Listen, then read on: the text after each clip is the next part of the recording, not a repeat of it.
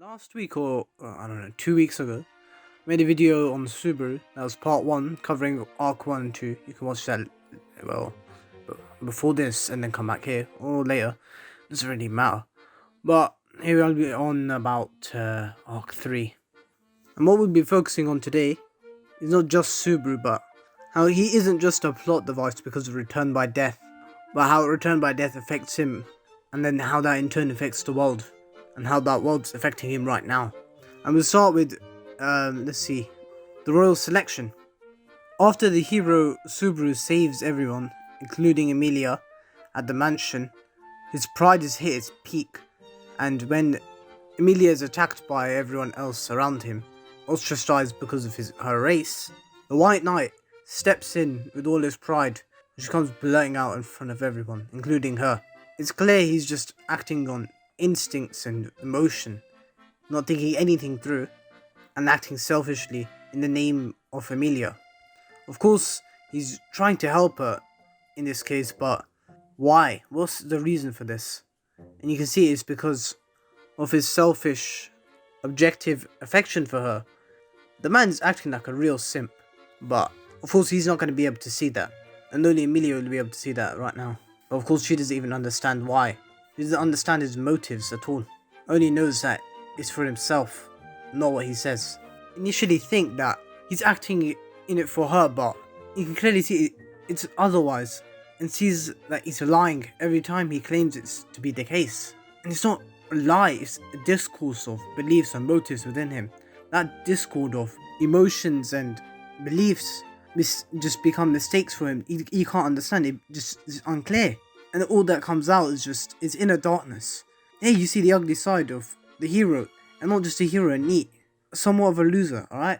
Subaru has been through so much, and he thinks he needs a reward, and he goes to Emilia for it. But of course that's not how life works. Subaru just going with the flow. He's not able to understand the world around him, the people, and himself. In turn, everyone mistaking for him for who he is, because it's like the man is having some sort of identity crisis. He's trying to be one thing, but he's coming out as another. He doesn't know why he's trying.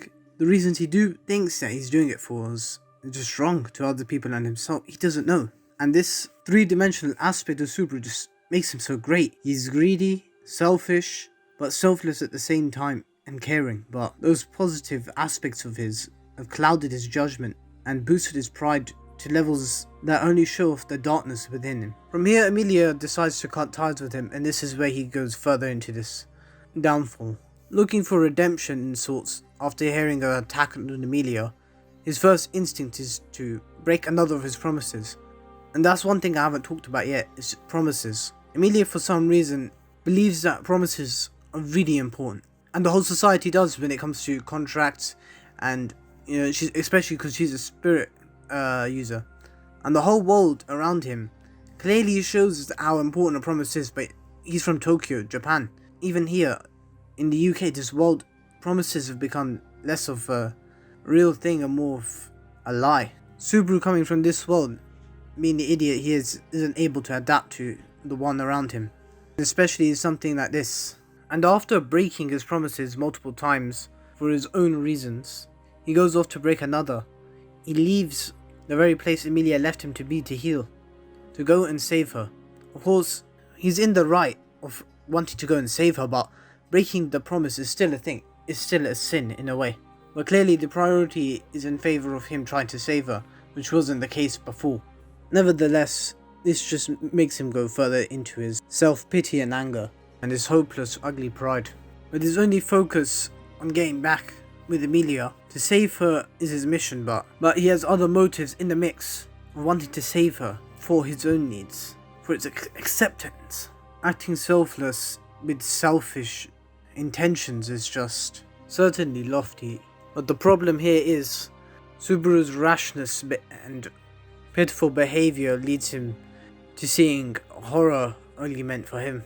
Rushing ahead, he loses Rem and sees the mansion in a state of hell, corpses all around of his comrades, and the one he tried to save, only a hair clip to be found, and then to be frozen to death. Subaru's nature was distorted and at a tipping point after his fight with Emilia, and then His misguided focus brought him to a hell he never wanted to see.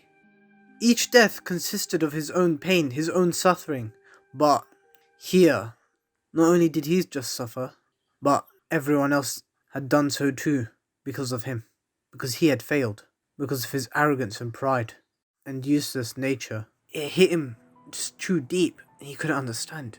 He didn't want to. The confusion.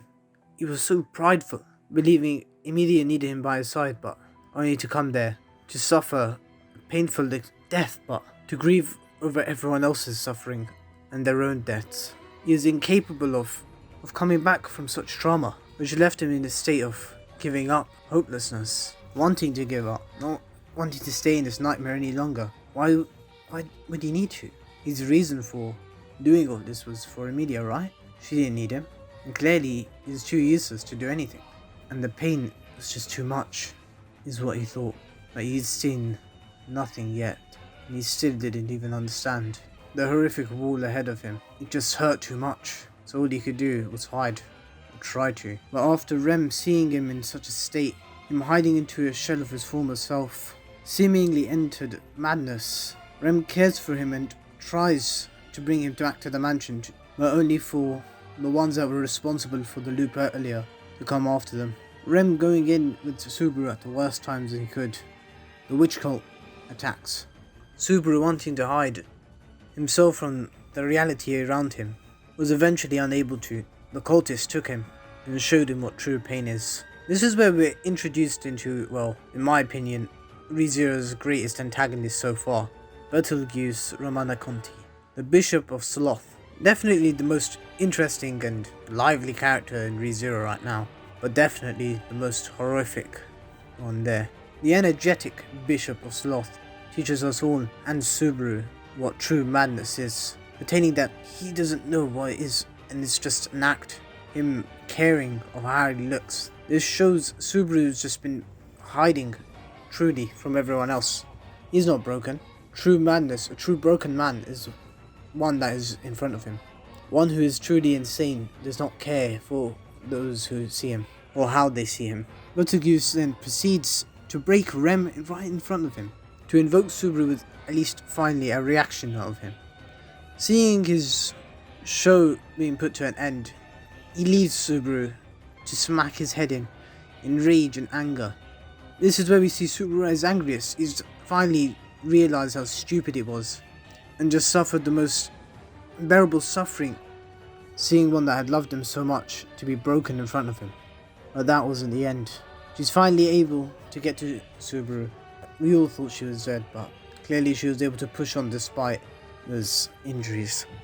And then where Subaru is told that she has been loved by him, where she uses her last power and strength, she then dies in his hands. Subaru, all alone, had just felt the greatest rage he's felt in his life just pass through him, with only despair to be held within his hands.